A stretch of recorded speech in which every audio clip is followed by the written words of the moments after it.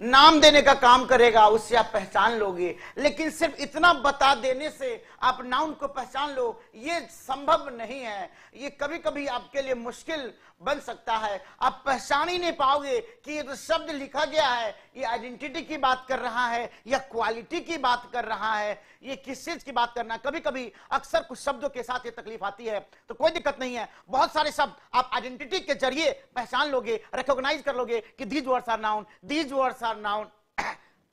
अगर आइडेंटिटी के जरिए आप पहचान अगर नहीं पा रहे हैं तो कोई दिक्कत नहीं है, हमारे पास और तरकीब है, बाई फॉर्मेशन। हम बाई फॉर्मेशन भी जान सकते हैं, बाई फॉर्मेशन भी हम जान सकते हैं।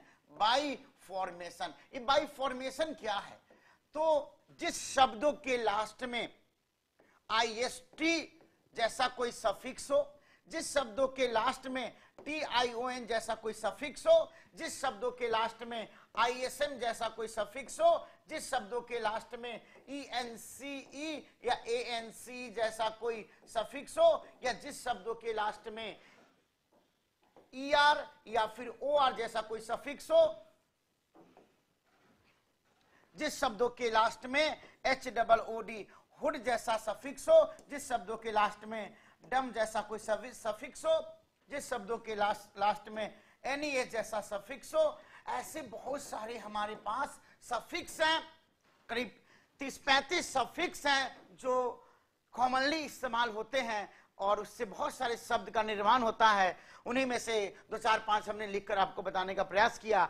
ये जहां भी आपको दिख जाए, जहां भी आपको निशा जी दिख जाए, समझ जाइए वो शब्द क्या है, नाउन है। वो शब्द क्या है? वो शब्द नाउन है, वो शब्द नाउन है। अब देखिए, scientist, dentist, activist, capitalist, terrorist. Terrorist ख्याल आया कि अभी अभी पाकिस्तान के कुछ लोगों ने ऐसा कहा है कि जो एयर स्ट्राइक हुआ था, सर्जिकल स्ट्राइक हुआ था, उसमें वाकई में 300 आतंकवादी मारे गए थे। ये सुनकर दिल को बहुत ठंडक पहुंची कि चलो फाइनली पाकिस्तानियों ने इस बात को मान लिया कि बाप बाप होता है और बेटा बेटा होता है। अब बात करते हैं TION। ये इससे भी नाउन की पहचान होती है, जिसे कहते हैं नेशन, जिसे कहते हैं फ्रस्ट्रेशन, जिसे कहते हैं मोटिवेशन, जिसे कहते हैं एक्टिवेशन। ऐसे बहुत सारे शब्द हैं। आप कहिए रिलेशन।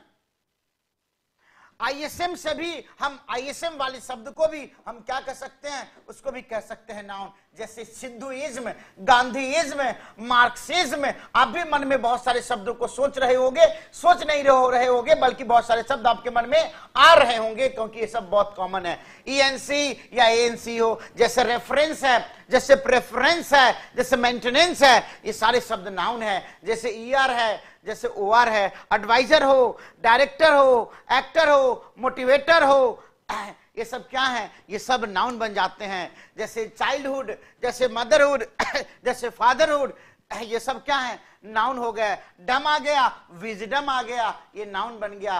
किंगडम आ गया, ये सब नाउन हो गया। और नेसा आ जाएगा तो ये भी क्या बन जाएगा? नाउन बन जाएगा। काइंडनेस, वीकनेस, काइंडनेस, वीकनेस, ये सब भी क्या बन जाएगा? ये सब भी नाउन बन जाएगा। आप सोच रहे होंगे सर SHIP भी तो होता है। बिल्कुल होता है, बहुत सारे हैं जो होते हैं, जैसे कि रिलेशनशिप, पार्टनरशिप, बहुत सारे शब्द शिप पे सब मिलेंगे। तो आप ऐसे भी नाउन को आइडेंटिफाई कर सकते हो। तो ये जब नाउन हम पढ़ाएंगे आपको तो 2-30-35 है, उसका लिस्ट दिया जाएगा, आपको बताया जाएगा। इसको याद कर लीजिए और क्या क्या इसका मतलब हो सकता है ये भी हम जानेंगे। तो बाय फॉर्मेशन भी नाउन को आइडेंटिफाई किया जा सकता है।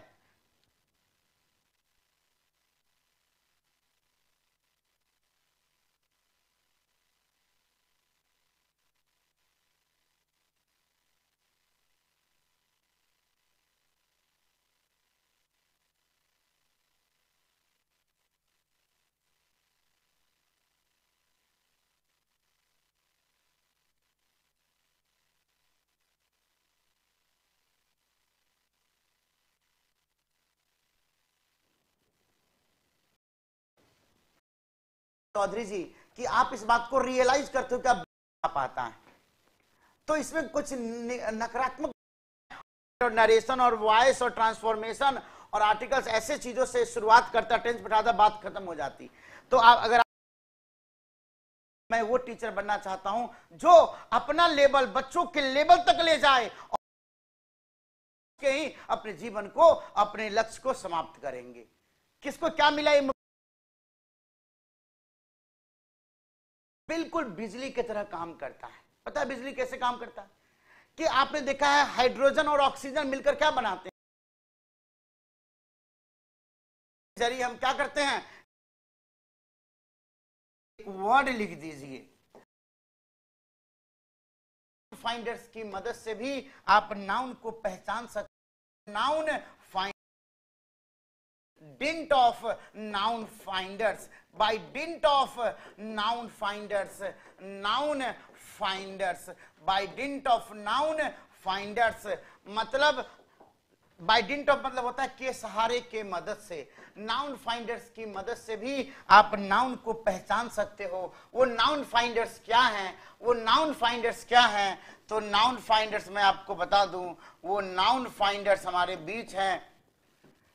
माई, योर, हिज, हर, देयर, ऐसे कुछ पजेसिव एडजेक्टिव हैं। और या तो फिर आप गुड का इस्तेमाल कीजिए, बैड का इस्तेमाल कीजिए, या फिर ग्रेट का इस्तेमाल कीजिए। ये नाउन फाइंडर्स हैं। कैसे पहचानेंगे?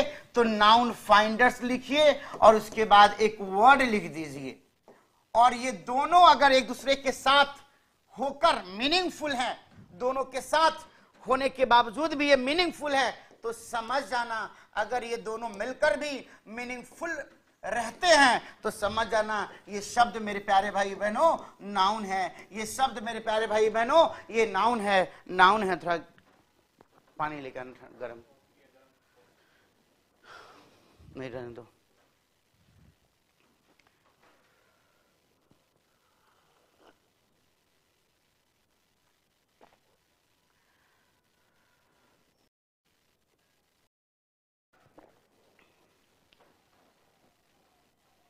या मैं फिल्म क्या मेंडल्स क्या कहते हैं, नाम याद नहीं है, उनका चार्ट आता था, कंपाउंड एलिमेंट, ये एलिमेंट।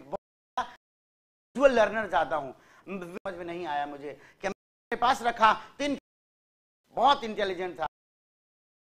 यस सही कहा आपने। Mendeleev periodic table by formation और बाय डेफिनेशन अगर नहीं समझ में आए तो क्या कोई ऐसा तरकीब है जो मुझे नाउन को रिकॉग्नाइज करने में, नाउन को आइडेंटिफाई करने में हमारी मदद कर सकता है? Yes we have. कैसे? तो देखिए हमने कहा ये सारे my, your, his, her, their, good, bad, great, इन सबको यहां पे डाल दीजिए मेरे प्यारे रोहतक के भाई बहनों।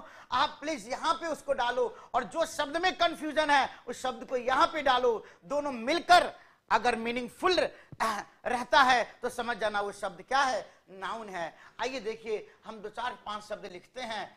ब्यूटी, वो शब्द लिखते हैं जो बच्चों को दिक्कत आती है जब मैं पूछता हूं। ब्यूटी मैंने लिखा, फिर यहाँ पे हमने लिखा डेथ, फिर हमने यहाँ पे लिखा लव, फिर यहाँ पे हमने लिखा बिहेवियर। बिहेवियर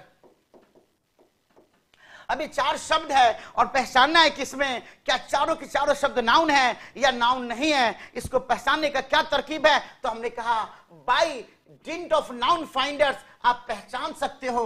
चारों के पहले आप या तो लगा दो गुड, लगा दो या बैड लगाओ, या फिर ग्रेट लगाओ, या फिर माई, योर, हर लगाओ, योर लगाओ, या फिर हर, या फिर माय, या फिर हिज, कुछ भी लगाइए आप। और फिर देखिए क्या ये मीनिंगफुल हो रहा है? तो आप कहेंगे यस यस सर ये मीनिंगफुल है, ये मीनिंगफुल हो रहा है।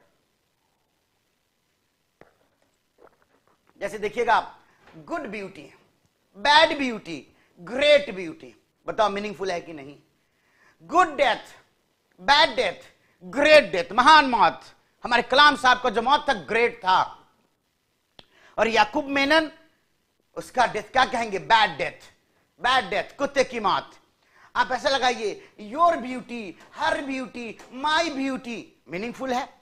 आप यहाँ पे देखेंगे आप your death, her death, my death, great love, good love, bad love, your love, my love, her love, your behaviour, her behaviour, good behaviour, great behaviour. इसका मतलब मेरे प्यारे भाई बहनों ये चारों के चारों शब्द क्या है? नाउन है। ये चारों के चारों शब्द नाउन है। विवेक श्रीनिवास जी कहते हैं कि गुड बिहेवियर एडजेक्टिव हो जाएगा। कैसे हो जाएगा? बिहेवियर तो नाउन है, गुड एडजेक्टिव है मुन्ना। ये सब जो मैंने लिखा ना इधर सब एडजेक्टिव है, और एडजेक्टिव किसकी विशेषता बताता है? नाउन की विशेषता बताता है।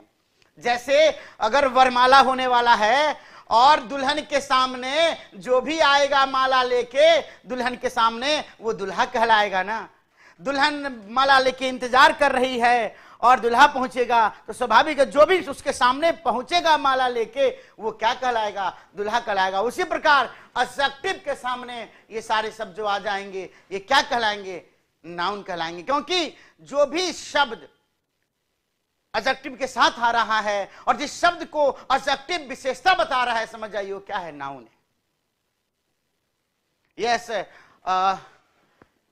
प्रगति श्रीवास्तव जी ने बिल्कुल सही कहा कि ये सब नाउन है सर। तो देखिए मैंने 3 तरकीब बताया आपको नाउन को आइडेंटिफाई करने का, by formation, by definition and by dint of noun finders. These are 3 ways of identifying noun.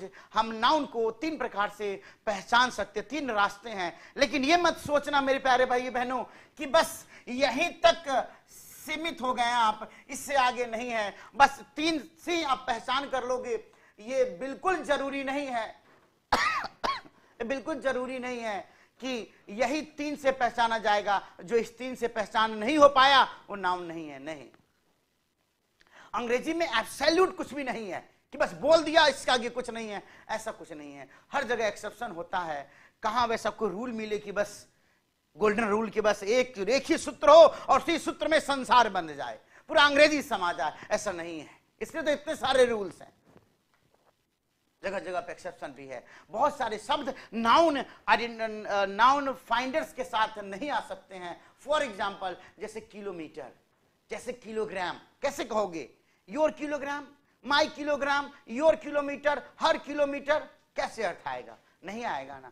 कुछ एक शब्द हैं जो नाउन फाइंडर्स के जरिए भी आइडेंटिफाई नहीं हो सकते हैं, तो घबराना नहीं है। जैसे आपको ऑटो शब्द के बारे में समझ आएगी, ज्ञान आएगा, ऑड मैन आउट कर लोगे आप, ऑड मैन आउट कर लोगे। ये एडजेक्टिव हो ही नहीं सकता है, ये प्रोनाउन नहीं हो सकता है, प्रीपोजिशन कंजंक्शन नहीं हो सकता है, तो ये तो नाउन ही बचा ना, ये नाउन ही होगा।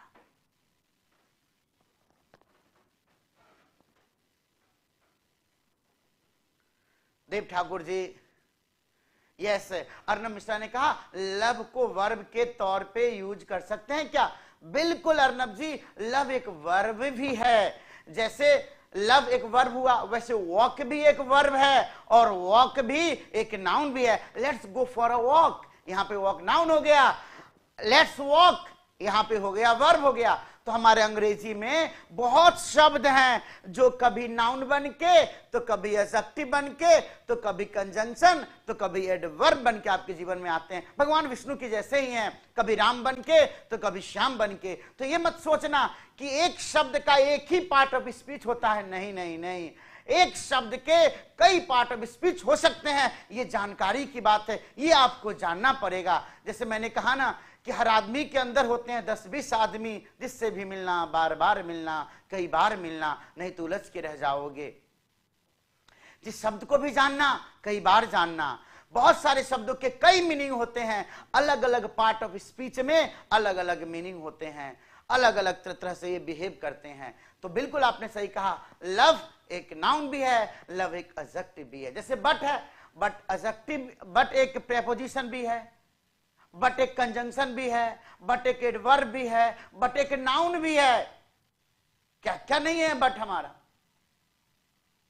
तो इसी प्रकार ये सब चीज भी हम धीरे धीरे आपको बताते रहेंगे, जिससे कि आपके अंदर अंग्रेजी के प्रति एक अंडरस्टैंडिंग डेवलप हो जाए कि भैया देखो ये लड़का है ना, या ये मुन्नी ऐसे ऐसे बिहेव की है, तो अगर ये बात बोलेंगे तो ऐसे बिहेव करेगी, तो फिर उससे बात करने मैंने बता दिया कि ये मुन्ना और इसके 10 बिहेवियर है। बस ये 10 बिहेवियर, मुख्य 10 बिहेवियर है, इसको आप ध्यान में रखना, उसके बाद इससे डील करना। तो जब भी इससे डील करोगे ना, ये 10 बात पूरे ध्यान में रहेगा आपको। फिर कभी ये मुन्ना आपको आपकी मोहब्बत में धोखा नहीं दे सकता, क्योंकि आप कम से कम इसके 10 फीचर्स के बारे में जानते हो। अंग्रेजी में भी कुछ ऐसे फीचर्स हैं जिसको जान लेने के बाद फिर जब अंग्रेजी सीखोगे ना, तो फिर कोई तकलीफ आपको नहीं आएगी, क्योंकि जानते हो ये तो अंग्रेजी है, ऐसे ही बिहेव करेगा, ऐसे ही हम सोचेंगे कुछ और होगा, कुछ और। जैसे हम हिंदुस्तानियों का सोच कैसा है, जैसा हम हिंदुस्तानियों का सोच है वैसे ही हमारी भाषाएं हैं, क्योंकि हमने भाषा, हिंदुस्तानियों ने हिंदी बनाया और अंग्रेजों ने अंग्रेजी बनाया। जैसा अंग्रेजी कल्चर,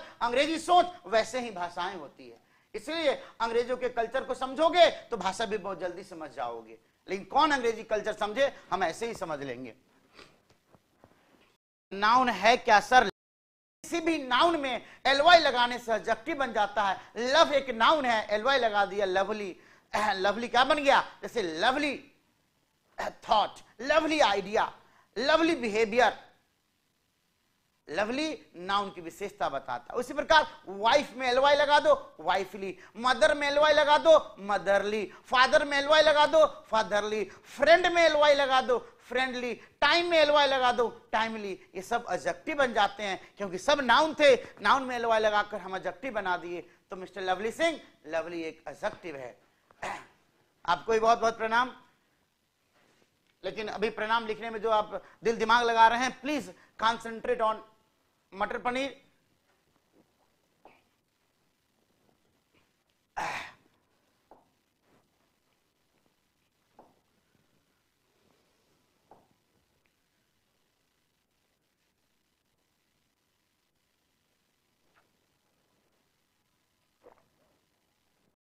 बता देंगे जिससे आने वाली क्लास को समझना और समझाना हमारे लिए, आपके लिए दो नहीं है। जैसे कहते ऊंचाई में वो तीरता रहता है, शुरुआती दौर में थोड़ा सा तीरते हो आप।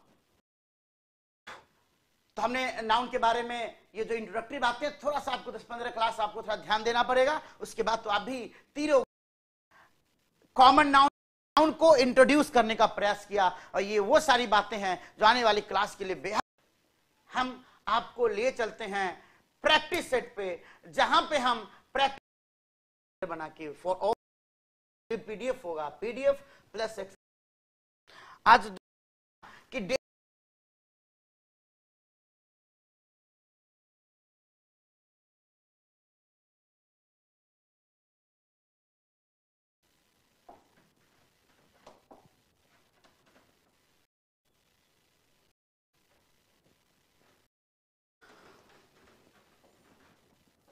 आप इसे फोटोकॉपी निकाल सकते हैं, पीडीएफ। ये आपको दिया जाए, क्वेश्चंस होंगे ऐसे ऐसे 20 क्वेश्चन, ऐसे कर करके ये 50 क्वेश्चन होगा, 50 ये 55, आपको आंसर दिया जाएगा। कहां दिया जाएगा? टिक करेंगे, आंसर सही गलत दिखेगा, आएगा शो आंसर। शो आंसर में जाएंगे तो आपको यहां पे दिखेगा बी वर्ब का प्रयोग की बात आती है, तो सिंपल पास्ट में हमेशा वर्ब का प्रयोग होता है, और ये स्ट्रक्चर ऐसे लिखकर बताया जाएगा ये सारी चीजें। फिर क्वेश्चन नंबर 2, यहाँ पे कंट्रास्ट का भाव है, इस रिक्त स्थान में येट का प्रयोग होगा। इस प्रकार से आपको बताया जाएगा। ये तो सोल्यूशन में होगा ही होगा, और हम आपको अभी एक एक करके एक्सप्लेन करते हैं, ध्वनि के जरिए कुछ सिखाने का प्रयास करेगा। सेंटेंस देखिए लिखा हुआ है,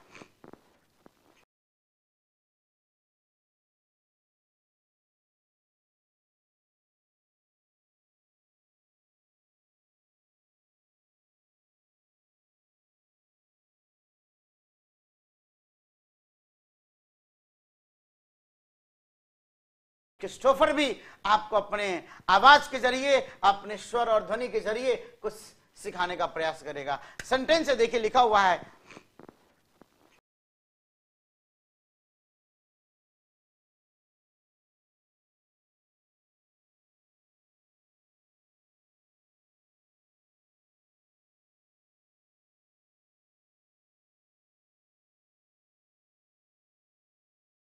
ये आप लोग को पहले मिल जाएगा, वीडियो के साथ साथ आपको ये मिलेगा। तो वीडियो देखने से पहले आप सारे भाइयों बहनों से आग्रह है कि सबसे पहले आप खुद अटेम्प्ट करना, एक्सरसाइज में जाकर या पीडीएफ निकाल कर अटेम्प्ट कर लेना, अटेम्प्ट करना, देखना कितना सही कितना गलत, उसके बाद लास्ट में मेरा वीडियो देखना। अगर सीक्वेंस गलत हुआ तो सीख नहीं पाओगे, तो सबसे पहले खुद अटेम्प्ट करना पीडीएफ के जरिए या फिर एक्सरसाइज के जरिए, और एक बार अटेम्प्ट कर लिया, नंबर देख लिया, समझ लिया, उसके बाद फिर वीडियो देखकर अपने डाउट को दूर करना। और फिर भी डाउट दूर नहीं हो रहा है सॉल्यूशन के जरिए, तो फिर आप शनिवार को मिलना मुझसे, हम वहां पर से डाउट को दूर करेंगे।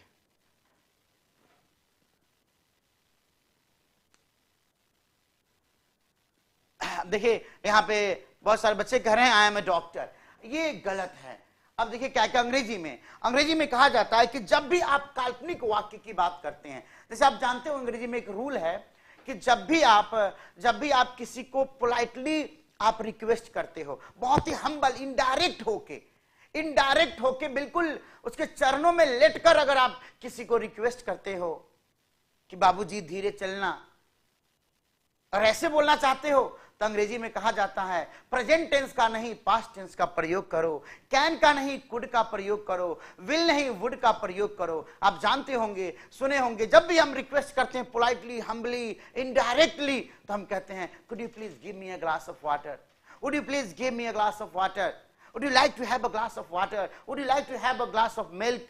हम वुड का इस्तेमाल करते हैं, हम कुड का इस्तेमाल करते हैं। उसी प्रकार अंग्रेजी में किसी भी काल्पनिक वाक्य को, किसी भी कल्पना को व्यक्त करने के लिए, खासकर उस कल्पना को जिस कल्पना का संबंध प्रेजेंट और फ्यूचर टाइम से हो, हम सिंपल पास्ट का इस्तेमाल करते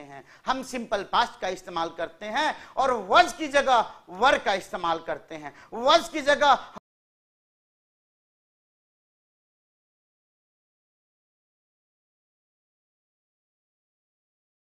आई am a doctor, I would serve the poor. देखो वुड है यानी पास्ट आ गया, जब इधर पास्ट आ गया तो जब मेन क्लाउज पास्ट में है तो प्रेजेंट में हो ही नहीं सकता है, एम नहीं आएगा।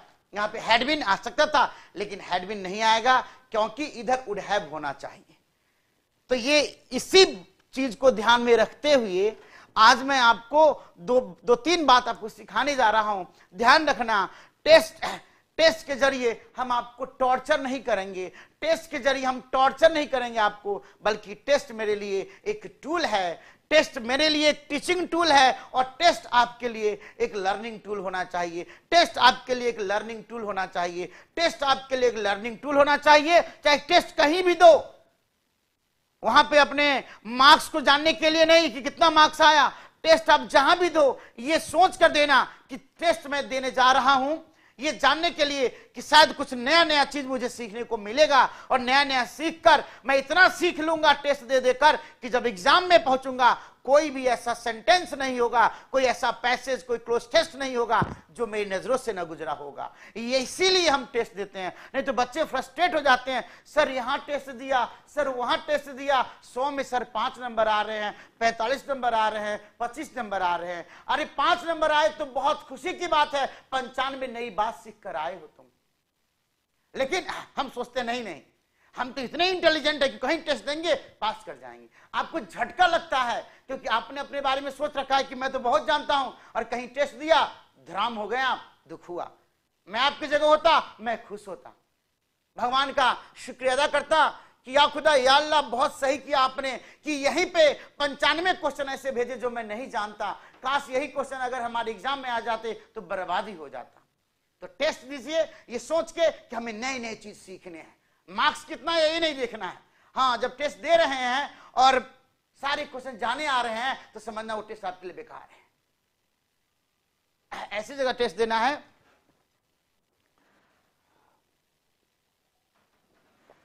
जिससे कुछ नया जानो। इवैल्यूएशन तो एसएससी को करने दो, सीडीएस वाले को करने दो, एनडीए वाले को करने दो, यूपीएससी वाले को करने दो, बैंकिंग वाले को करने दो। बाकी जगह तो हमें सीखना है टेस्ट देकर, तो हम टेस्ट के जरिए आपको सिखा रहे हैं नई नई बात। देखिएगा तो गर्म पानी लेके आ जाओ, या देखेंगे यहां पे पहला सेंटेंस है, इसके जरिए भी मैं आपको 2-3 बातें सिखाता हूं। आप खुद कहेंगे यस।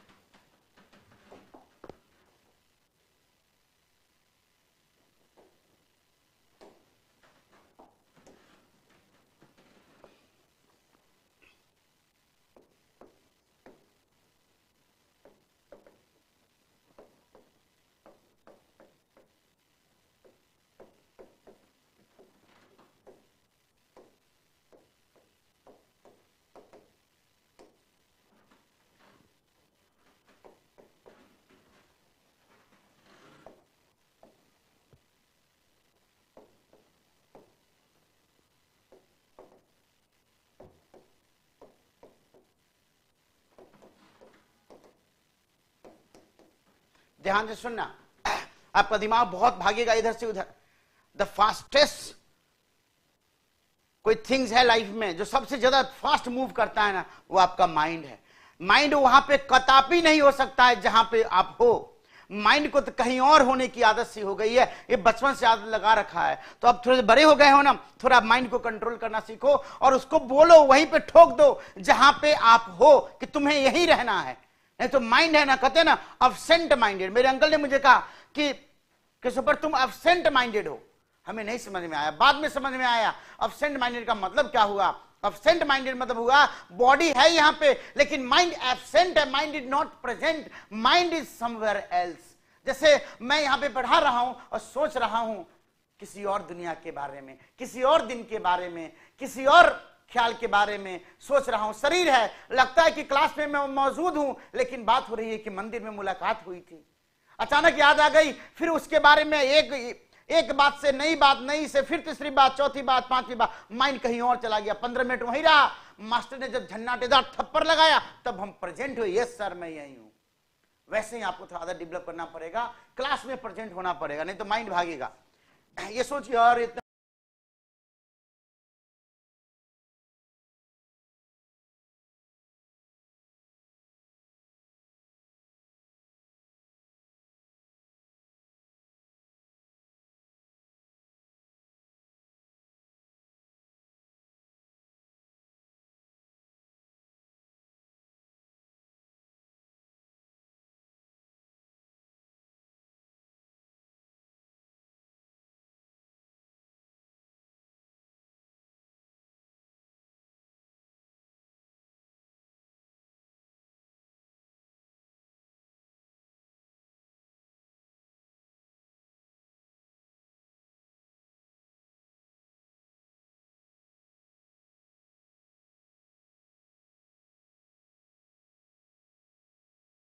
डिफिकल्ट यार या इजी है यार, सीख लेंगे, कोई दिक्कत नहीं है। ऐसे ऐसे तरकीब लगा के माइंड आपको फंसाएगा। ध्यान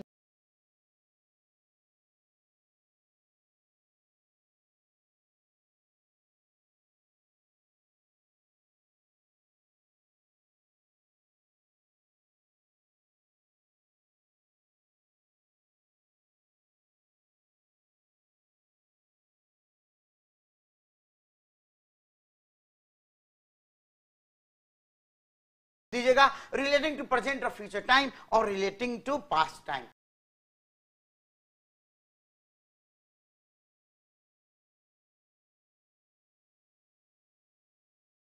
अब देखिए हमने क्या लिखा, अनरियल कंडीशनल सेंटेंस। याद रखना, मास्टर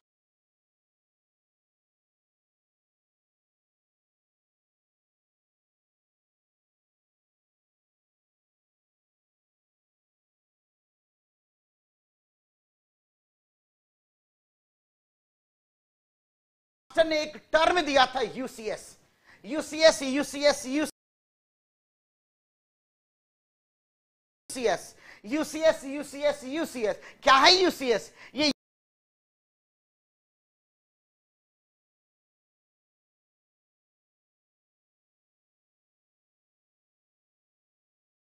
यूसीएस यूसीएस क्या है? अनरियल कंडीशनल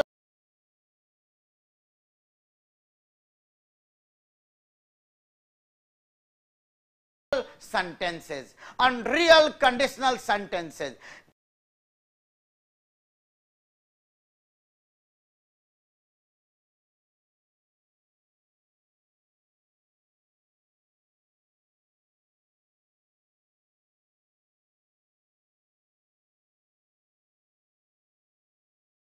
तो दो बातें बताई थी कि अनरियल कंडीशनल सेंटेंसेस का संबंध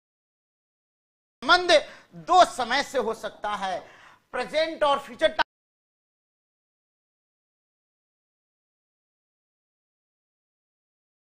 टाइम से और पास्ट टाइम से, प्रेजेंट और फ्यूचर टाइम से और पास्ट टाइम से।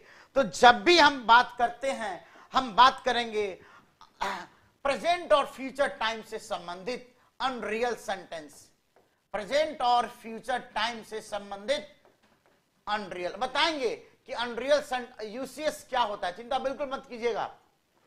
प्रेजेंट और फ्यूचर, क्योंकि मैं ये टेस्ट आपको सिखाने के लिए ही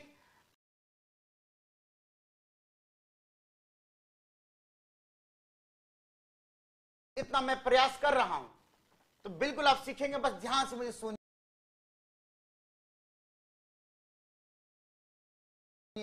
ध्यान भटकने मत दीजिएगा। सावधानी हटी दुर्घटना घटी। प्रेजेंट और फ्यूचर टाइम कहा जाता है कि अगर कोई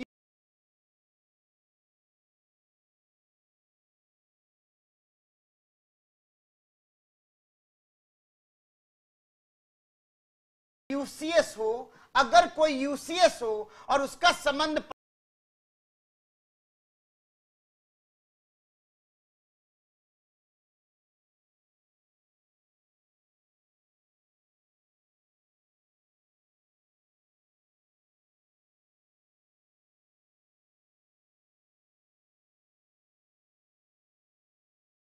प्रेजेंट और फ्यूचर टाइम से हो, प्रेजेंट और फ्यूचर टाइम से हो, तो अंग्रेजी में हम ऐसे लिखते हैं, if plus subject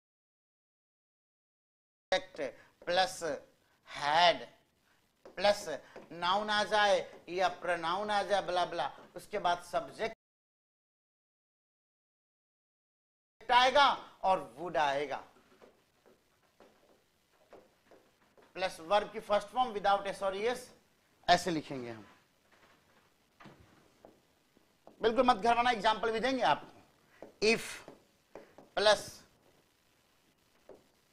subject plus verb की सेकेंड फॉर्म प्लस नाउन आ जाए या प्रोनाउन आ जाए blah blah blah, plus subject plus would plus verb की first form. If plus, if इसलिए है क्योंकि ये कंडीशनल है, कंडीशन क्रिएट कर रहे हैं। If plus subject plus verb plus noun या pronoun plus blah blah blah plus subject plus would plus verb की फर्स्ट फॉर्म।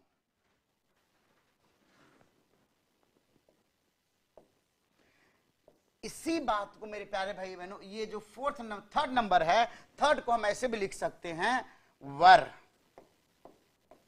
Plus subject. अब देखो बहुत बच्चे सब्जेक्ट देखिए परेशान हो रहे होंगे, हम सब्जेक्ट भी बताएंगे आपको। क्या करें, इकट्ठे सब कुछ बताना संभव नहीं है, तो घबराइए मत, सब्जेक्ट क्या होता है सब्जेक्ट भी बताएंगे जो मिस्टर बिगिनर हैं। वर नाउन या pronoun plus subject plus would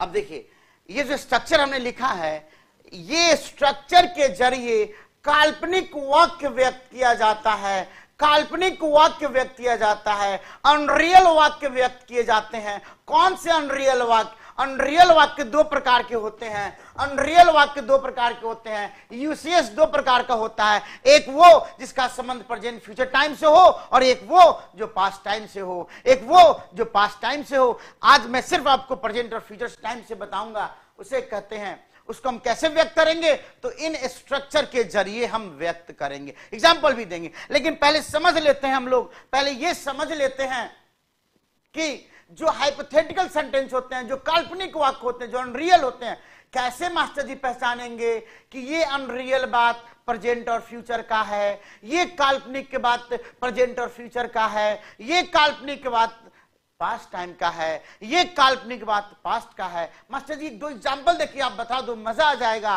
कि ये फ्यूचर और प्रेजेंट का काल्पनिक वाक्य है और ये पास्ट का काल्पनिक वाक्य है। तो ये रहा आपके सामने 2 4 5 एग्जांपल। जैसे हम कहते हैं, आपने एक मूवी देखा होगा मुन्ना भाई MBBS, आपने मूवी देखा होगा। उस मूवी में आपने जिमी गेरेवाल, क्या नाम है, जो भी एक्टर है जिसको कैंसर हुआ होता है, वो संजय दत्त के गोद में गिर जाता है और क्या कहता है, याद तो मुझे पूरा नहीं है लेकिन थोड़ा बहुत याद है, मैं आपको बताना चाहूंगा।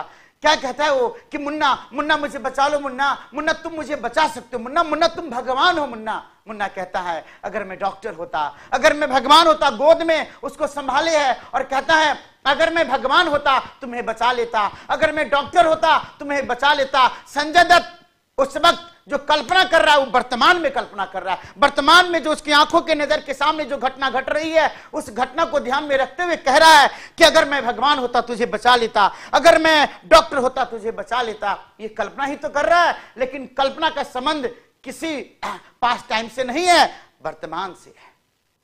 हमारे देव ठाकुर जी, देव जी मुझे सुनना, अब बिल्कुल मैंने कहा ना, एक बच्चा ने कहा ना कि एक बच्चा कि सर मैं बिगिनर हूं, सर मैं जीरो हूं। उन बच्चों को सिखाना बहुत आसान होता है टीचर के लिए, लेकिन जैसे देव जी कह रहे हैं कि सर फर्स्ट में वुड हैव हो जाएगा, यही कम ज्ञान का सबसे बड़ा नुकसान है कि मास्टर जो सुनाता है उसको सुनने के बजाय जो सुने हैं उसको सुनाएंगे, सुनाने से उलझन बढ़ जाता है। अगर सुन लो तो बहुत समस्या खत्म हो जाएगी, लेकिन सुनाओगे तो फिर समस्या हो जाएगी। ये कल भी मैंने कहा था आपसे। तो प्लीज देव जी सुनिए एक बार। देव जी की ही बात करते हैं। देव जी किसी से मिलने जा रहे थे, अपनी देवी से मिलने जा रहे थे मिस्टर देव, और देवी 6 घंटे हो गए मुलाकात नहीं हो रही है। कॉल कर रहे हैं देव, करते करते करते एक बार कॉल लगी, देवी उठाती है। देव कहते कहां हो तुम? 6 घंटे से इंतजार कर रही हूं। बोले जानू मैं रेड लाइट पे फंसी हूं, रेड लाइट पे फंसी हूं, 6 घंटे हो गए वहीं पे कि वहीं मैं बस इंतजार कर रही हूं तुम्हारी। देवी कहती है तुम बुरा मत मानना, तुम बुरा मत मानना, अगर मैं चिड़िया होती उड़कर तेरे पास आ जाती, अगर मैं चिड़िया होती उड़कर तेरे पास आ जाती। ये किस समय की बातें हैं? ये देव और देवी के बीच में वर्तमान में बातें चल रही है। अभी देव ने कॉल किया, देवी उधर से कहती है कि जानू अगर मैं चिड़िया होती उड़कर तेरे पास आ जाती। देव कहता है काश मैं रुमाल होता, काश मैं रुमाल होता तो तेरे हाथ में होता, कम से कम नाक पोंछने के काम तो आता। अब ये सारी काल्पनिक बातें हैं, संबंध किस समय से है? संबंध है वर्तमान से है भाई बहनों, संबंध वर्तमान से है। अभी मैं कहता हूं विनेश यादव जी से कहता हूं, विनेश मुझे 2000 रुपए दे दे, विनेश मुझे 2000 रुपए दे। अभी मैं मांग रहा हूं विनेश मुझे दे दो, कि सर मैं कैसे दे दूं, कैसे मैं टीवी से बाहर निकल के दे दूं? आपके पास होता तो 2000 क्या 2000 करोड़ दे देता, 2000 क्या 2000 करोड़ दे देता। ये सब किसमें की बातें हैं? अभी विनेश से मैंने बात की, अगर मैं आपके पास होता तो 2000 क्या 2000 करोड़ दे देता। ये सारी काल्पनिक बातें वर्तमान की है। आइए पास्ट को समझेंगे, शायद और क्लैरिटी आ जाए। पास्ट की बात है, पास्ट की कोई घटना याद करता हूं मैं, पास्ट में कुछ हुआ होगा, पास्ट में कुछ हुआ होगा, उसकी बात करते हैं। अगर हमारे देश के प्रधानमंत्री मनमोहन जी नहीं होते थे ना, अगर नहीं होते तो देश और भी आगे निकल गया होता। अगर देव कहता है, देव से मैंने बात की तो देव ने मुझे कुछ वाक्य सुनाया कि सर अगर मैं अपने कॉलेज में जो हमारे प्रिंसिपल साहब थे उनकी बेटी को प्रपोज कर दिया होता तो 2-4-10 बच्चे का बाप हो गया होता, 2-4-10 बच्चे का बाप हो गया होता। किस समय की बात सुना रहे हैं? कॉलेज लाइफ जो गुजर चुका है, जो पास्ट हो चुका है। अगर मेरे दादाजी 10 दिन और जिंदा रह गए होते तो 100 साल के हो गए होते। दादाजी गुजर गए हैं, कब गुजरे? पास्ट में गुजरे हैं। सारी बातें पास्ट की हो रही है। ये काल्पनिक वाक्य है लेकिन पास्ट का है। हम काल्पनिक वाक्य बात कर रहे हैं क्या? प्रेजेंट और फ्यूचर की। ये सारे स्ट्रक्चर प्रेजेंट और फ्यूचर की है। देव समझता है कि हेड होने से परफेक्ट हो गया। नहीं देव, हेड होने से परफेक्ट नहीं है। परफेक्ट तो तब तक नहीं माना जाएगा जब तक हेड के बाद वर्ड की थर्ड फॉर्म ना आ जाए, हेड के बाद वर्ड की थर्ड फॉर्म ना आ जाए। ये भी सिंपल प्रेजेंट ही है, ये भी सिंपल प्रेजेंट ही है। तो ये स्ट्रक्चर तो देखो, इतना तो आपको ध्यान में रखना पड़ेगा। और ध्यान रखना, जो भी हम प्रैक्टिस सेट में डिस्कस करेंगे वो क्लास में चैप्टर में जरूर आएगा। हो ही नहीं सकता है कि कोर्स प्रैक्टिस सेट में हमने आपको सिखाया हो और उसका जिक्र चैप्टर में ना हो, असंभव। तो समझो आप एक ही क्लास में 2-2 बार चीजों को सीख रहे हो। अगर एक बार नहीं समझ में आया तो दूसरी बार समझेंगे, बार बार समझेंगे। तो इसको आप ध्यान से समझना, सुनना। आइए एक एक एग्जांपल के जरिए आपको सारी बातों को समझाते हैं। If I had a lot of money, I would give you. अगर मेरे पास अभी मेरे पास शीला आई और कहती है मुन्नी तुम्हारे मुताबिक नाचेगी, मुन्नी तुम्हारे मुताबिक नाचेगी, बस शर्त है कि अभी 2 करोड़ दे दो, अभी 2 करोड़ दे दो। मैंने कहता if I had a lot of money I would give you Sheela, I would give you, I would give you, मैं तुम्हें दे देता। ये वर्तमान में अभी देखो शीला बैठी हुई है, शीला बैठी है और कह रही है 2 करोड़ दे दो। मैं कहता हूं अगर मेरे पास बहुत सारे पैसे होते तो मैं तुम्हें दे देता, अगर मेरे पास बहुत सारे पैसे होते तो मैं तुम्हें दे देता। वर्तमान में अभी अभी बात हो रही है, मैं अंग्रेजी में बोलना है मुझे, क्या बोलूंगा, यही कहूंगा इफ आई हैड। ये सिंपल पास्ट है देव, ये सिंपल पास्ट है।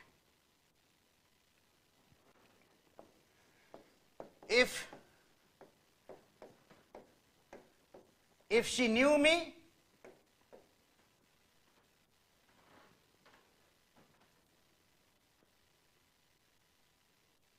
if she knew me, she would come to me.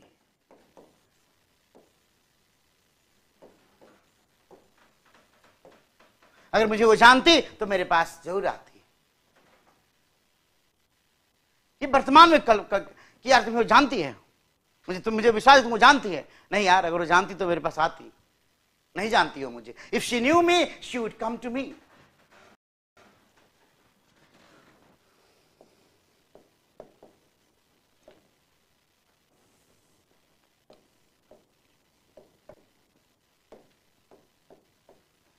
If Sapna were yours,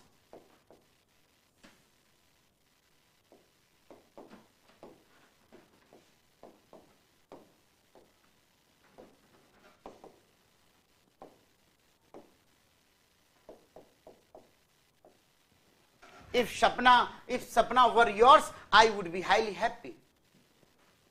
And were Sapna, इसी बात को लिखेंगे, अर्थ में कोई अंतर नहीं है। were Sapna yours, अगर सपना आपकी होती, वर सपना yours, I would be highly happy. लेकिन सपना तो किसी और की हो चुकी है, तो कल्पना ही है।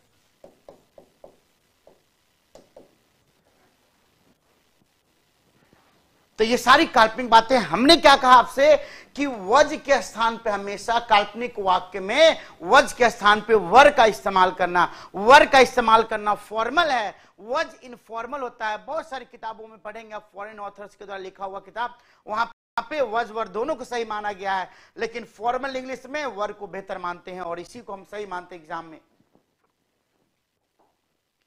इसलिए हमेशा आप याद रखिएगा, जब भी हम बात करेंगे काल्पनिक वाक्य की, यूसीएस की, जिसका संबंध प्रेजेंट और फ्यूचर से होगा, हम सिंपल पास्ट का इस्तेमाल करेंगे। ध्यान देना, ये भी सिंपल पास्ट, ये भी सिंपल पास्ट, ये भी सिंपल पास्ट, ये भी सिंपल पास्ट, ये सब सिंपल पास्ट ही हैं।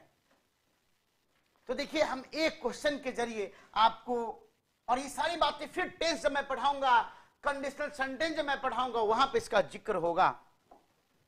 तो जो बातें यहां नहीं समझ में आएगी वहां समझ में आ जाएगी। If I were a doctor I would serve the poor. If I were आएगा, क्या आएगा, if I were. He is weak. अब देखो, इसी बात को मैंने वीडियो जरिए समझाया और उसके बाद फिर आपको इसका सोल्यूशन भी मिलेगा। जब एक्सरसाइज बनाएंगे तो ये सारे सोल्यूशन मिलेंगे। देखो, सोल्यूशन में मैंने कम लिखा है, तो यहां पे अगर नहीं समझ में आया तो वीडियो में समझ में आएगा, वीडियो में नहीं समझ में आएगा तो डाउट में समझ में आएगा। मतलब कोई कसर नहीं छोड़ेंगे। I will leave no stone unturned to help you out. सारी बातें यहां पे लिख के मैंने बता दी आपको, एग्जांपल दे दिया। Were I doctor I would serve the poor. तो अगर आप मेहनत करने को तैयार हो तो दुनिया में कोई शख्स नहीं है जो आपको सीखने से रोक सकता है, सफल होने से रोक सकता है, सिवाय आपके।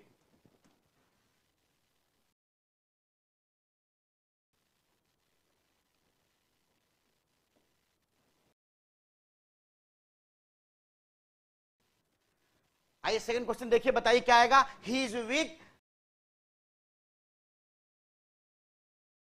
Dash he does a lot of work and yet because so.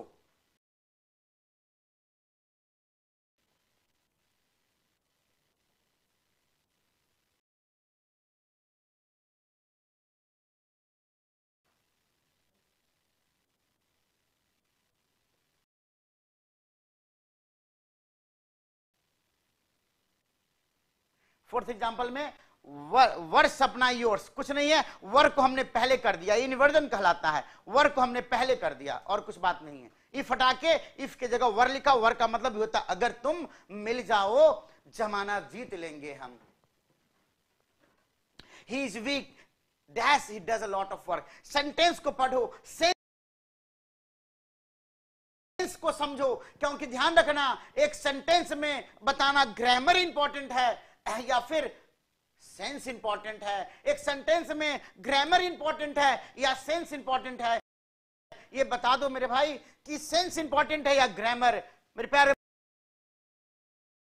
भाई बहनों, आप सब लोग पटना वाले हो या रोहतक वाले हो या फिर जो बच्चे यहां जुड़े हो वो हैं, सब यही कह रहे हैं कि सबसे इंपॉर्टेंट वाक्य में होता है सेंस, और सेंस कह रहा है कि वह कमजोर है फिर भी does a lot of work. यहां आएगा फिर भी, येट, दो विरोधाभास बात हो रही है कि कमजोर होने के बावजूद भी बहुत काम करता है, येट आ जाएगा। So illogical, because illogical and illogical, logical है, मीनिंगफुल है, ग्रामेटिकल है, येट आ जाएगा यहां पे। Mahesh showed and dash for sports at a very early stage. Attitude का मीनिंग मालूम होना चाहिए, एप्टीट्यूड का मतलब मालूम होना चाहिए, इमेजिनेशन इंट्यूशन का मतलब मालूम होना चाहिए, और चारों के मतलब को समझते हुए, सेंटेंस के मीनिंग को जानते हुए अप्रोप्रिएट शब्द को यहां फिल करना है जिससे सेंटेंस का मीनिंग पूरा हो जाए। सेंटेंस का मीनिंग पूरा हो जाए, क्या आएगा? आप सब लोग बिल्कुल सही कह रहे हैं। इस दुनिया में वाक्य में 3.5 प्रकार के लोग होते हैं।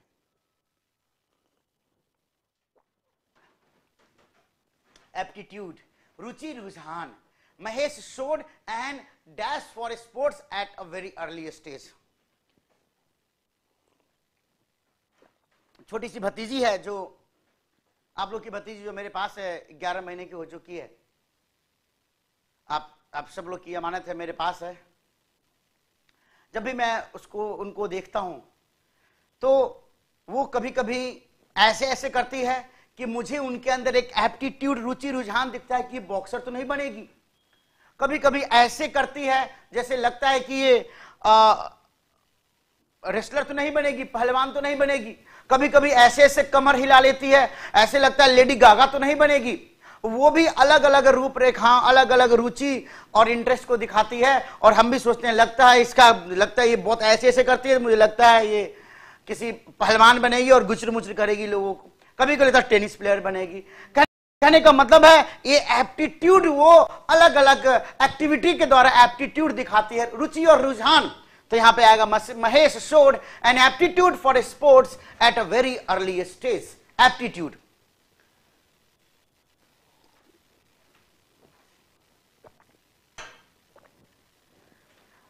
फोर्थ नंबर में, for dash sake don't tell it to others.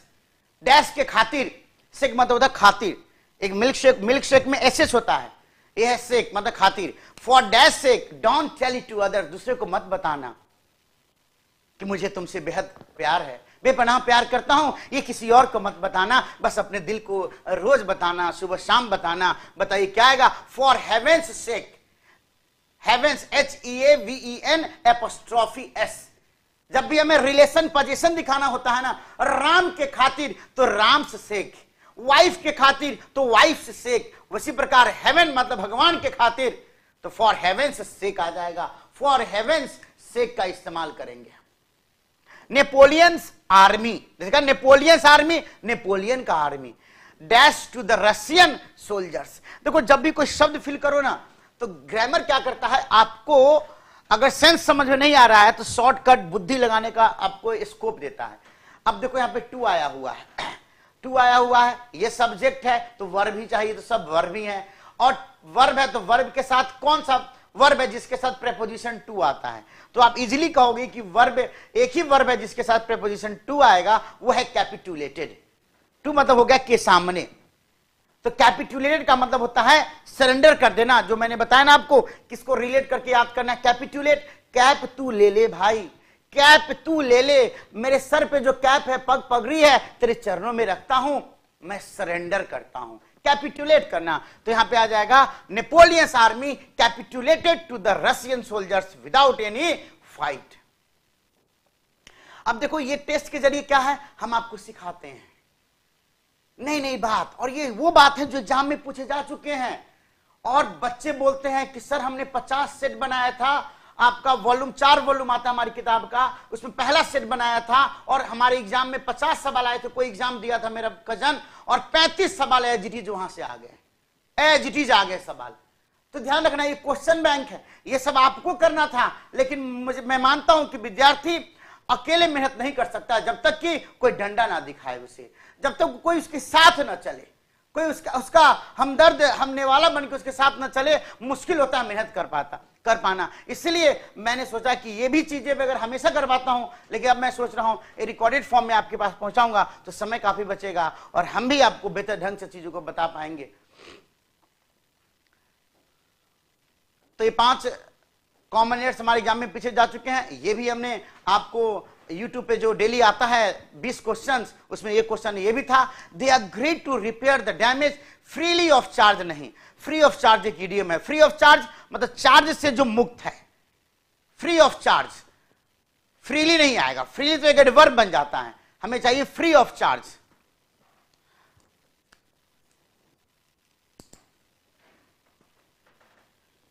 When Dam heard the news that his father had been hospitalized, he cancelled his trip and returned back. ये सुपरफ्लुअस है, रिटर्न के साथ बैक नहीं आएगा। Return का मतलब भी होता है come back, give back, go back, तो इसलिए बैक ऑलरेडी रिटर्न में है, बैक सुपरफ्लुअस हो जाएगा। Seldom if ever, seldom if ever nature does. अब देखिए सेल्डम इफ एवर मतलब होता है कभी कभार, शायद ही कभी, शायद ही कभी। तो ये 8 नंबर में आपको सिखाता हूं, ध्यान से सुनना प्लीज, आप सबको अपने सर की कसम ध्यान से सुनना, क्योंकि वेरी वेरी इंपॉर्टेंट है। और ये मैं आपको इन्वर्जन के क्लास में भी आपको बताऊंगा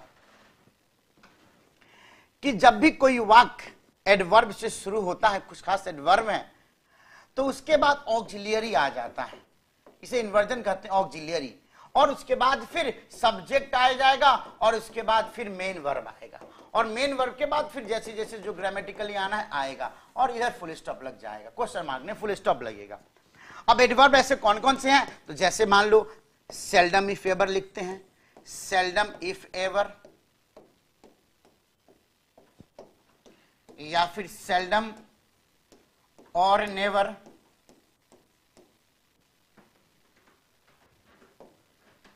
या फिर हार्डली आएगा, या फिर स्कार्सली आएगा, ऐसे एडवर्ब आएंगे।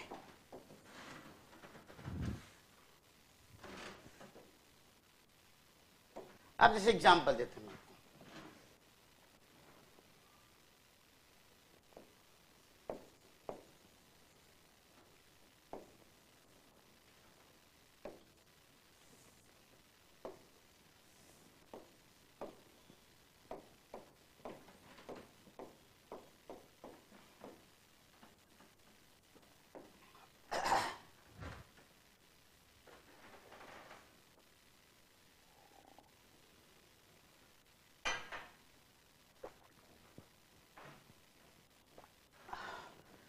ध्यान दीजिएगा, सिलेबस के साथ नोट भी आता है, ध्यान दीजिएगा भैया।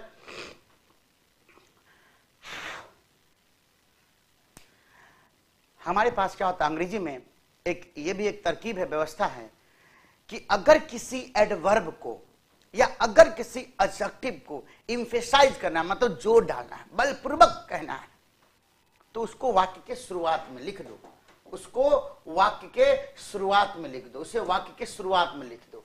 हमने लिख दिया, और उसके बाद ऑक्सिलियरी वर्ब लिखो, फिर सब्जेक्ट लिखो, फिर मेन वर्ब बराबर लिखो। आप किसी भी एडवर्ब, ध्यान से सुनना, किसी भी एडवर्ब, किसी भी एडवर्ब, किसी भी एडजेक्टिव को अगर एम्फेसाइज करते हुए आप चाहते हो कि सामने वाला मेरे शब्द पे गौर फरमाए, सामने वाला सुनने वाला मेरे शब्द पे गौर फरमाए, तो शुरुआत में बोलो, कहते हैं ना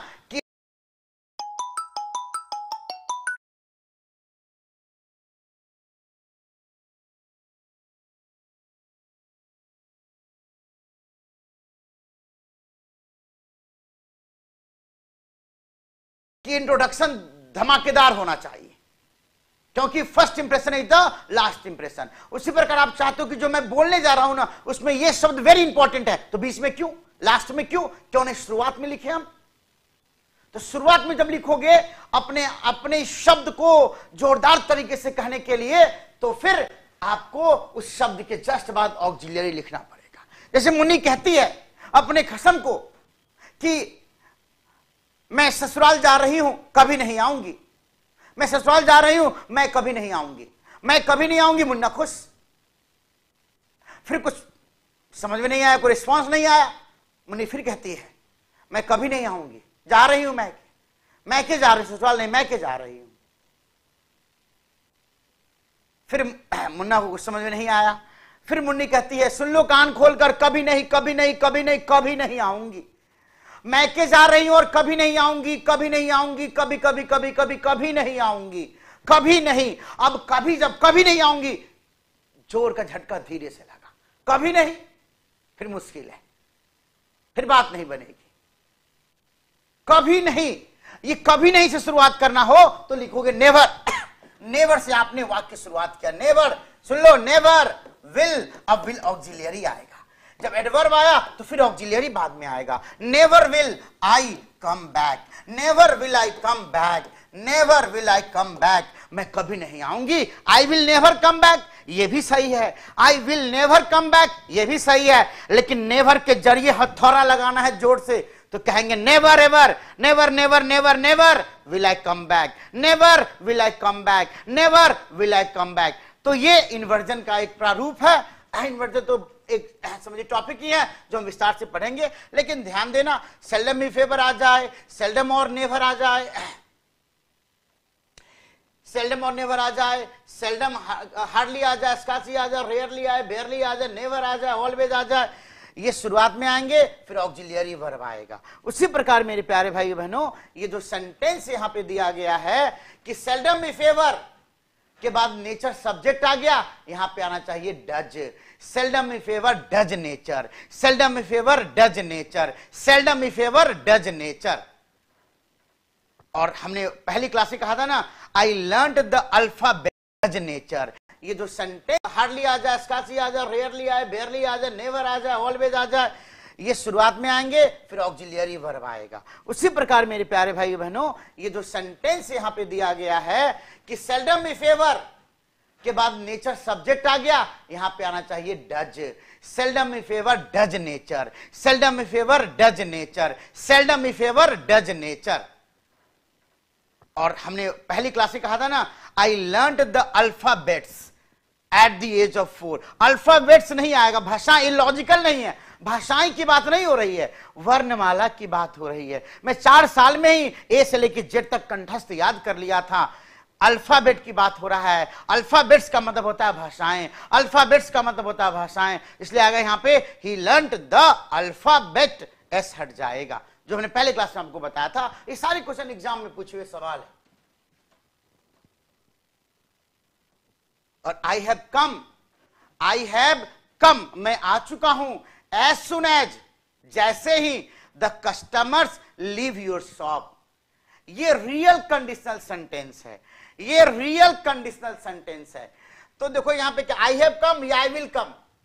आई हैव कम, क्योंकि आज मैं अनरियल बताया तो मैं रियल बता के आपके ज्ञान को मिक्सअप नहीं करना चाहूंगा, इसलिए ये बताऊंगा नहीं कैसे बनेगा, ये किसी और चैप्टर में किसी और सेट में विस्तार से मैं बताऊंगा आपको। I have come as soon as, मैं आ चुका हूं जैसे कस्टमर तुम्हारे शॉप से जाएंगे, नहीं, I will come, I will कम कहते ना, I will give you freedom if you give me blood, if you give me blood I will give you freedom. तो आई विल कम आएगा, ना कि आप आ चुके नहीं हो, आओगे, भविष्य की बात कर रहे हो, आओगे। मैंने कहा ना ग्रामर इंपॉर्टेंट नहीं है, सेंटेंस अगर यहीं तक होता, आई have come dad, I have कम, मैं आ चुका हूं, वाक्य सही है, लेकिन एज सुन एज से जुड़कर ये सेंटेंस में मीनिंग के अकॉर्डिंग फिट नहीं बैठ रहा है, इसलिए मीनिंग को ध्यान में रखते हुए, सेंस को ध्यान में रखते हुए आई हैव कम नहीं, I will come, I will come, I will come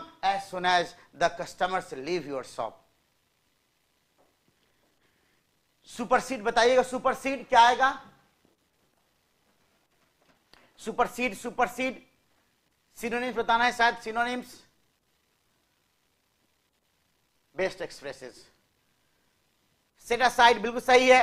perilous, dangerous, affluence, richness, affluence, richness आएगा, अफ्लुएंस, रिचनेस।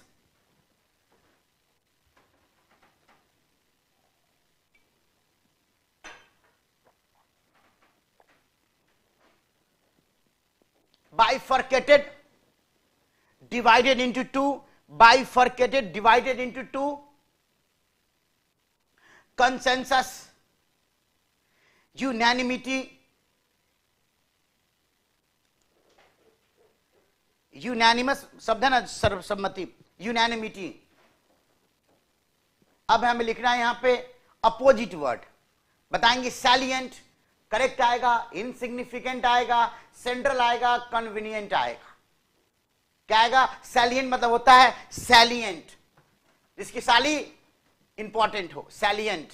इनसिग्निफिकेंट उल्टा, इंपॉर्टेंट, सैलिएंट मतलब इंपॉर्टेंट, इनसिग्निफिकेंट उल्टा। डोरमेंट, डोरमैट, डोरमेंट होता है, उल्टा हो जाएगा एक्टिव। कैमुफ्लाज, क्या जाएगा उल्टा? रिवील करना, इसका मतलब छुपाना, रिवील उजागर करना। लैटेंट छुपा हुआ, एविडेंट उजागर, ऑब्वियस। एम्पल, एम्पल का मतलब प्रचुर। मीगर मतलब बहुत ही कम, ए फॉर अमेरिका, मीगर बहुत ही कम, मीगर बहुत ही कम। Yes, idioms, gift of the gab, gift of the gab का मतलब होता है टैलेंट फॉर स्पीकिंग। तो इसका आंसर क्या आ जाएगा? He is always praised for his gift of the gab. Answer क्या हो जाएगा? Talent for speaking, talent for speaking, gift of the gab, talent for speaking. The teacher's extra hours of coaching went a long way, went a long way का मतलब होता है बहुत ही मददगार साबित होना। तो आंसर क्या आ जाएगा इसका? helped considerably, helped considerably, helped considerably. 23rd question, the administration found it difficult to cope with the striking employees, to cope with the striking employees. cope with का मतलब होता है हैंडल करना, मैनेज करना। तो क्या आ जाएगा यहां पे? सी फॉर कहो ना, प्यार है। 24th, the criminal was pardoned at the 11th hour just as he was about to be hanged. देखो अभी about to be hanged है ना, अभी ये क्वेश्चन आया था इसमें to be hung लिखा हुआ था, जो मैंने अभी यूट्यूब पे समझाया था, वही चीज यहां पे to be hanged है, फांसी देने के लिए hanged आता हमेशा। आंसर आएगा at the very last moment. And he spoke well though it was his maiden speech. maiden speech का मतलब क्या हो गया?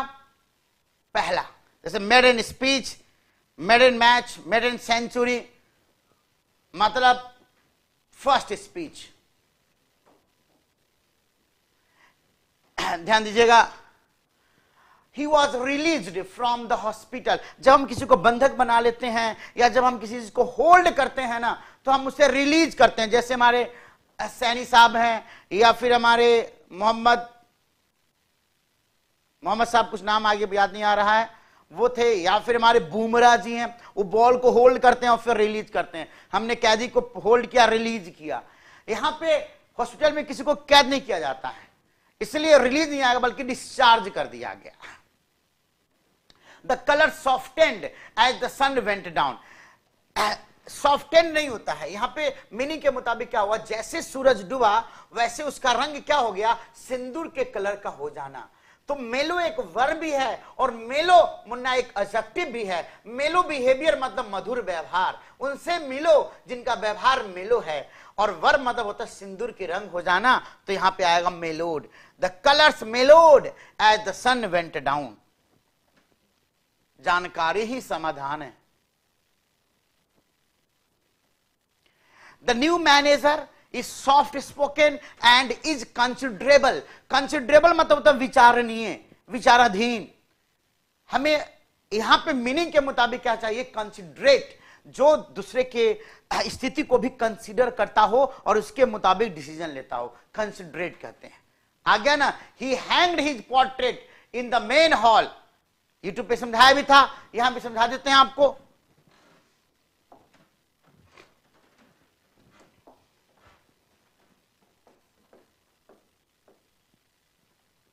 हैंग के दो अर्थ होते हैं, फांसी देना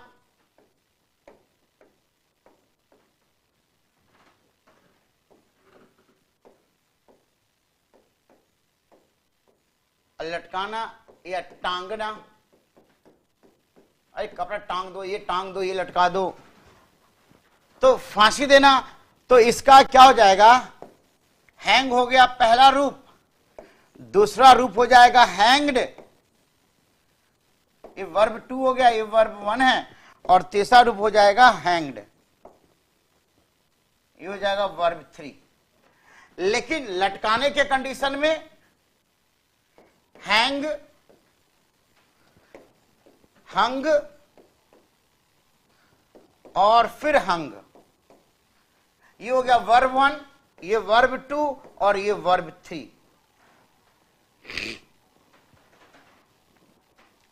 hang, hanged, hanged, hang, hung, hung, verb 1, verb 2, verb 3, verb 1, verb 2, verb 3।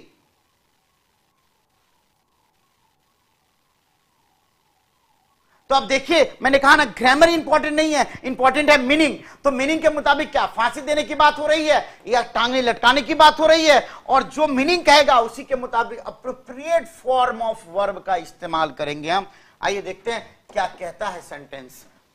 ही हैंग्ड हिज पोर्ट्रेट, पोर्ट्रेट को क्या दोगे आप, कोई फोटोग्राफ है उसको क्या फांसी दोगे, टांग दोगे, लटका दोगे, तो यानी आ जाएगा हंग। बी फॉर विनोद की बहू।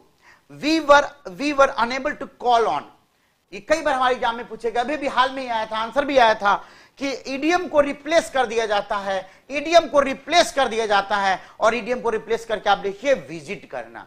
We were unable to visit you because of the rains, visit आ जाएगा। ये हमारा है वन वर्ड, टू फील और एक्सप्रेस डिसअप्रूवल ऑफ समथिंग और समवन। क्या कहेंगे आंसर, डिक्लेयर, डिप्राइव, डेप्रिसिएट या डेप्रिकेट। डेप्रिकेट का मतलब होता है किसी व्यक्ति के बारे में निंदात्मक बातें करना। आंसर आ जाएगा डी फॉर देवसेना। इस सब का आपका पीडीएफ सॉल्यूशन के साथ आपको मिलेगा और वीडियो भी मिलेगा, आप चिंता मत कीजिएगा।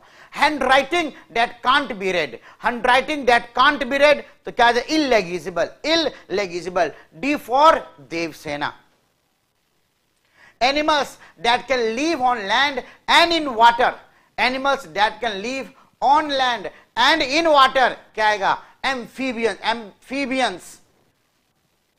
सी फॉर कहो ना प्यार है। बाकी इन सब का मीनिंग लिखा हुआ भी आपको मिलेगा, अभी दिखाता हूं। इजिली ड्यूप्ड और फुल्ड, जिसे आसानी से बेवकूफ बनाया जा सके उसे कहते हैं गली गली गलीबल। हमारा गली बॉय गलीबल नहीं था, हमारा गली बॉय गलीबल नहीं था, हमारा गली बॉय गलीबल नहीं था। Fear of water, fear of water क्या आएगा हाइड्रोजन, याद है आपको हाइड्रोजन, अभी बताया था। हाइड्रोफोबिया, फोबिया मतलब डर, हाइड्रोफोबिया, क्लस्ट्रोफोबिया, ये फोबिया है बंद कमरे में रहने की जो डर लगता है उसे क्लस्ट्रोफोबिया कहेंगे, हाइड्रोफोबिया। अब ये है स्पेलिंग, अब आपको स्पेलिंग है, स्पेलिंग में ए बी सी डी बताएंगे कौन सही कौन सा डेस्पोडेंट है या डेट्रीमेंटल या डाइफेनस या डिलेटेबिलिटी आएगा, करेक्टली स्पेल्ड बताना है। बाकी का पहला एबीसी गलत है, आंसर आ जाएगा डिलेटेबिलिटी। 37 में क्या आएगा बताइए, सेपरेट, सेपरेट, सेपारा गलत। कॉन्फिडेंस होता है, रेफरेंस होता है AENC, तो क्या आ जाएगा prosperous, D for Devsena, D for Devsena. उसके बाद रेप्रीमेंड होता है, रेस्प्लेंडेंट होता है, DNT डेंट होता है, रेपोजिटरी होता है। आंसर क्या जगह रेक्यूजिट, डी फॉर देव सेना, डी फॉर देव सेना। एंड रेपोजिटरी में TORY होगा। एंड लास्ट वन है नेक्टर, नेक्टर का स्पेलिंग भी गलत, TR होता है नेक्टर। नेसेसरी NECESSARY, ये बिल्कुल सही है। पंक्चुएशन गलत है, पंजेंट, इसमें दो सही है, नेसेसरी भी सही है और सही करवा देना इसे, नेसेसरी का स्पेलिंग एक हटा देना, बाकी पंजेंट सही है और नेसेसरी भी सही है। पंजेंट, सॉरी पंजेंट नहीं, पंजेंट।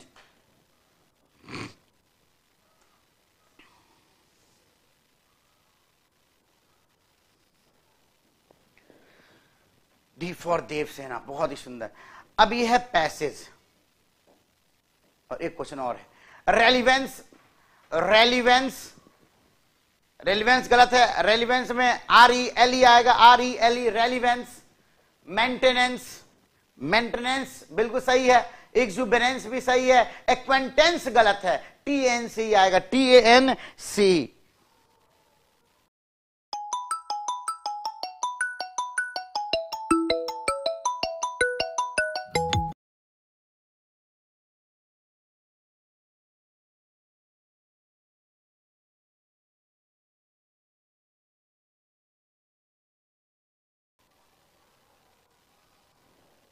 एक्सुबरेंस और मेंटेनेंस सही है, बाकी दोनों गलत है। A और D गलत है, बाकी दोनों सही है।